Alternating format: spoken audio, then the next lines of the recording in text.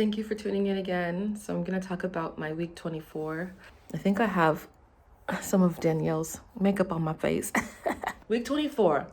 So I had my meeting with my doula, and that meeting was really great because she helped me find certain ways to help my back because I've been having some back problems. My lower back on the left-hand side has been feeling like, I can't really describe it. It's almost like the muscles. I think the muscle is being strained, and obviously everything's expanding down there.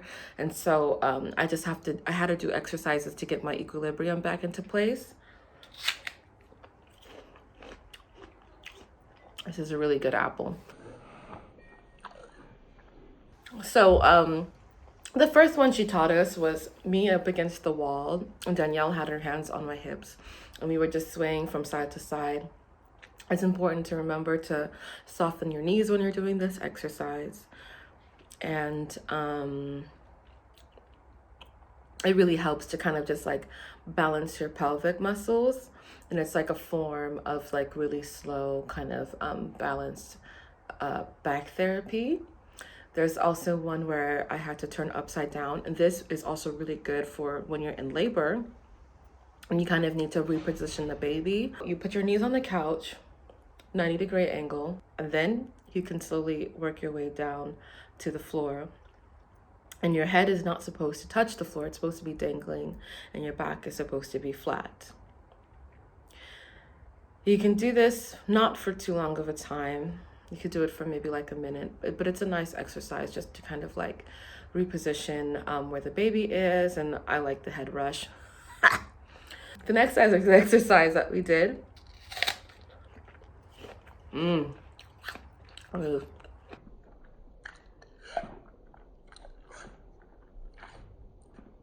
This is a pink lady apple. It's important to understand that, and also for me to understand that a life without pink lady apples wouldn't be much of a life at all. Next exercise. You want to bend yourself over the couch, knees on the floor in a very comfortable position. And you want to kind of just have your arms relaxed on the couch. And with fascia exercise, you do a motion where you're moving your hands forward and backwards, forward and backwards. And you're doing it for about 15 to 20 seconds, from going forward 15 seconds, going backwards 15 seconds, going forward 15 seconds, going backwards 15 seconds. And you could do this on the shoulders. You can do this here because, let me go down a little bit more. Because, let me itch myself. Because like here, when I'm really full, I feel a lot of strain. Like here, because my stomach has obviously lifted. So like, I will sit down on the floor, and Danielle will put her hands here and go boom, really like nice and slowly to kind of help alleviate that strain, that stress on my stomach. That's the fascia hand movement. And so when you're laying over the couch, you want to put the hand on the lower back in certain areas where you're starting to feel strain or pain or irritation, agitation. And other positions, like if you're lying on bed, your friend or partner or whoever can come behind you and also do it to your temples to kind of relax your mind as well. And it helps because you feel it in different other areas of your body. And so it helps to kind of like stimulate. And while you're doing it, you remember how in the doula video that I showed you when I had my first session with the doula, we did the movement where you're sitting, legs at a 90-degree angle, hands like softened, and your back is straight. And what you want to do is go up slowly for 20 seconds. And you really want to make sure you're arching your back, and then you want to go down and you really want to make sure you're kind of closing everything in. So when the person is doing the fascia method on you with their hands, they can also do this movement as well, because it helps to kind of like transfer certain energy into your body and kind of activate the moment activate the moment, but also activate the movement, and so you can just feel emotion that's really calming for the baby, you know, and also kind of reiterate that calming motion for the baby. So once labor comes, they just know this movement instinctually to, you know, go in when they're trying to get out of the coochie, and then go out when they're done with the coochie. So I'm also going to talk about my 25th week, because I'm just going to combine it, because my 24th week and my 25th week were very much about my back. I have my midwife appointment. So I have now, I don't know if I said this in the last video, but I now have 3 midwives, Kato, Imogen, and Leonie, or Leo for short. And so the first meeting I met with Kato and Imogen, and the second meeting I met with Leo.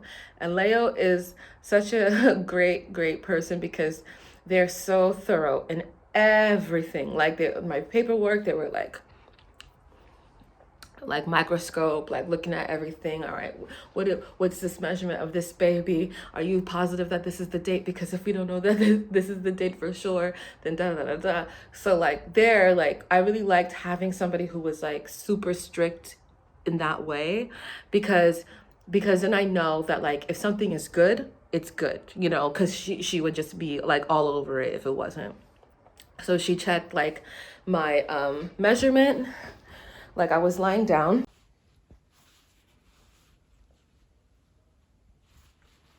Okay, so this one I use because I don't have the ultrasound. Okay. And if you're okay with it, I would check this one. Okay. And then also the length of the utero. So up from the symphysis until the highest point of the utero. Okay. With the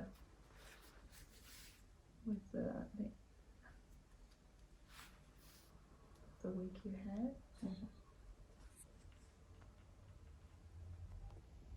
It's 21, but it's not more. Okay.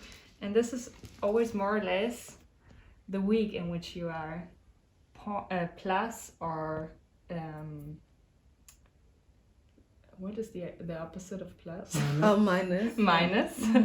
Minus 2. Oh,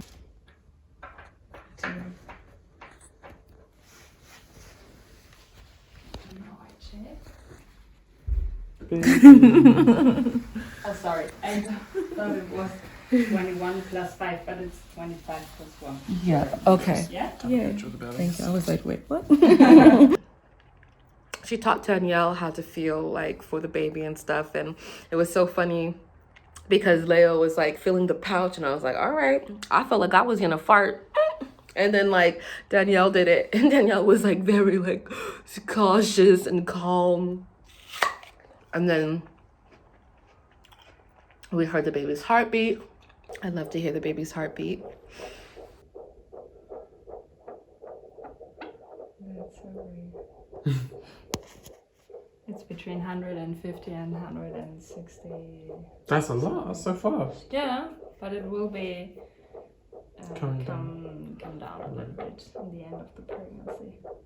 She showed me more exercises to do, just to keep everything balanced.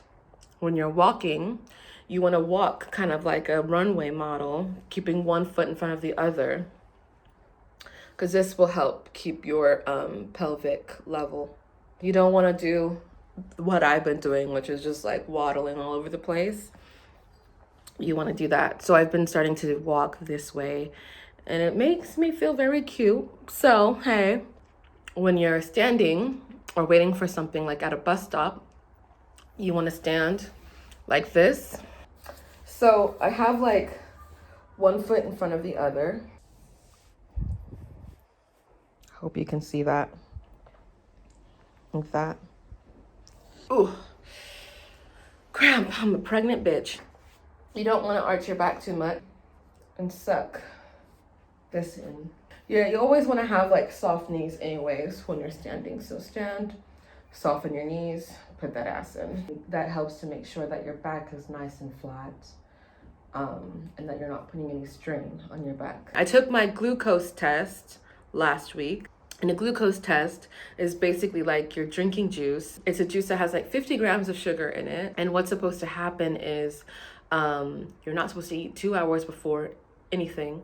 This is the mild test. And so you drink that and you wait an hour. And after an hour, they check to see if how your body responded to that sugar intake, because you're supposed to drink it between 3 and 5 minutes. I drank that shit hella fast because I was thirsty. I was like, I know you said 3 to 5 minutes, but I drank that shit in like 30 seconds. And it turned out okay. Because I was worried a lot. I mean, probably not as much as I should have been, because I had like Katya's, which is like a vegan gummy bear. And I had ginger ale the night before. So clearly I was unbothered. I was worried because I had eaten a lot of donuts and a lot of cakes, and just like sugar has been like my best friend, like in the first trimester and the first half of my second trimester. Now I'm able to kind of like control my sugar intake. I'm not craving it as much as I used to, but I still fucking love sugar so much. I had a surprised ultrasound and I was so happy because I saw my little baby's face. She's so beautiful, and she's starting to look a little bit more like Danielle, which I'm happy about, because she looked just like me like for the past few times, and now she's like getting Danielle's lips. But yeah, so far that's what I've been going through. Just to recap, like my midwives, they do kind of an in-depth, kind of more tactile checkup on my baby, and the doctor does more of like a more electronic type, more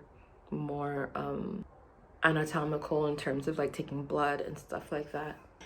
And then my doula helps with like just understanding the birthing process, the pregnancy process, and the steps that I need to take in order to prepare myself for that. So yeah, that is weeks 20, 24 and 25. Thank you for watching, and if you want any other information, just let me know. All right, take care. Bye.